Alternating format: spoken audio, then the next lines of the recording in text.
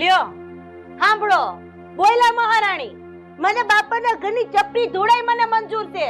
તારો બાપ ચપટી ધૂળ આપીને અમારી આબરૂ ધૂળમાં મેળવી દે.